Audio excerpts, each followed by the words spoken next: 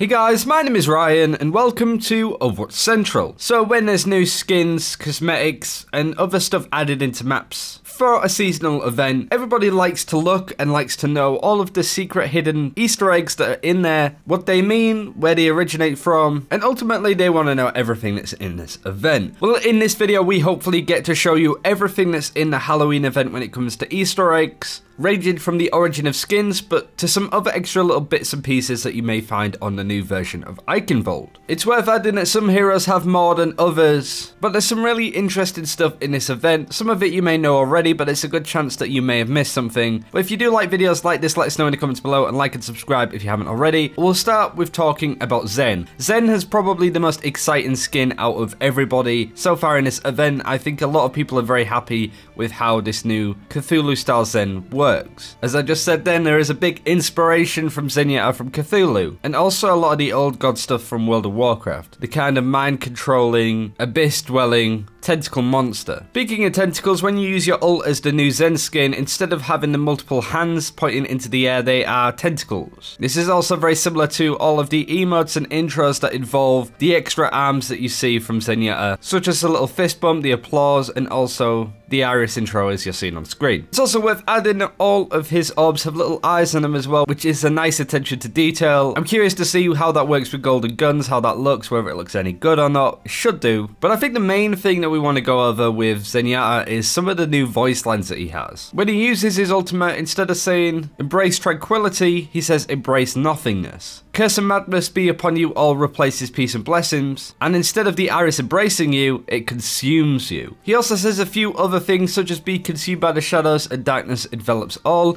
If you do hear any other ones, let us know below. But honestly, one of the nicest skins to go into Overwatch today. Really nice colour, and I think we're going to see some old god stuff with World of Warcraft maybe at BlizzCon, so it fits in quite nicely there. Mei, no doubt you've heard a lot about since her skin was leaked. We have a Yang Shi hopping dragon inspired skin here, but the best part about this is Mei actually has a hopping emote that goes along with it. And the best part is it actually walks along, meaning that if you use this emote you will constantly walk and you could walk off map. So I'm very much looking forward to people picking Mei in competitive games, throwing and just hopping off maps or hopping into battles. That's going to be really fun to deal with, but overall it's a really nice touch. For those that don't know, hopping dragons is kind of like a zombie inspired thing from Chinese folklore. They hop along like she's doing in the emote because they're pretty much dead from rigor mortis, they can't move, so they just hop along instead of walking, and their arms are outstretched for balance. When it comes to beating a Hyangshi, there are a couple of really odd ways of doing it. Glutinous rice, mirrors, chicken eggs,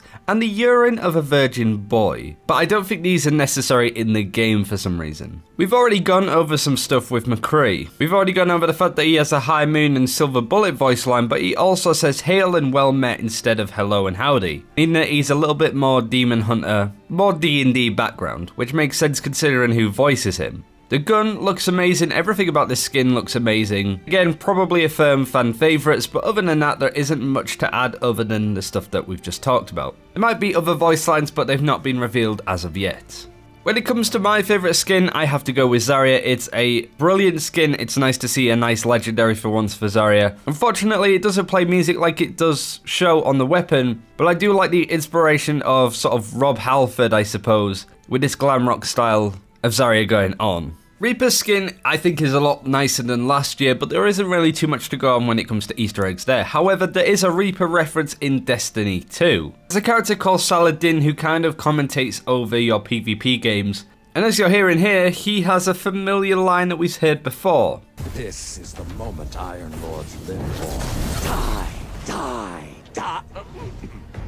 Now you may think that that's a really good impression from the guy in Destiny 2, but the best part is they're the same person. The actor that plays Lord Saladin also plays Reaper. So it's a nice little Easter egg to add on, even though there isn't anything in the game currently. Very nicely timed with the event. So yeah, you can hear Reaper's voice every time you play Destiny 2. Symmetra, I was kind of expecting a little bit more. The gun eyes move, but I really wish that there was a little bit more personalization and cosmetic stuff going on with the teleporter, especially like an Oblivion Sauron kit would be amazing, and also the turrets as well. Anna and Torbjorn, you'll recognize these skins because they were in the comic last year. Anna's parrot doesn't unfortunately join her in her adventures. It doesn't even show up in victory poses. It's just on that first screen, which is kind of sad, but kind of understandable at the same time. And also Torbjorn, very nice skin, but you'll notice that he's holding a very familiar hammer to those Marvel fans. Expect to see Torbjorn in the next Avengers maybe, who's sure. Lastly, let's go over the things on Eichenwald. Some little minor things, but the main point being that there's a lot of posters around Eichenwald anyway about the Omnic Crisis that have now been replaced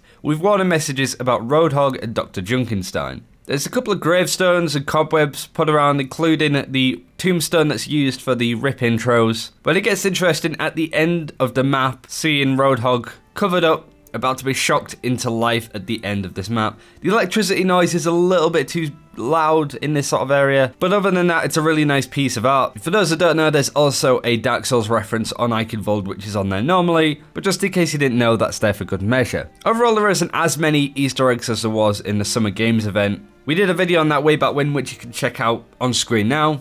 But there's some really cool stuff in there. No doubt there'll be stuff that people will find that we may have missed. We'll be sure to add it into the description or into the comments as a pinned comment if there are any things that we've majorly missed. But if you do feel that we've missed something, let us know in the comments below as well. And until next time, take care. We'll see you then.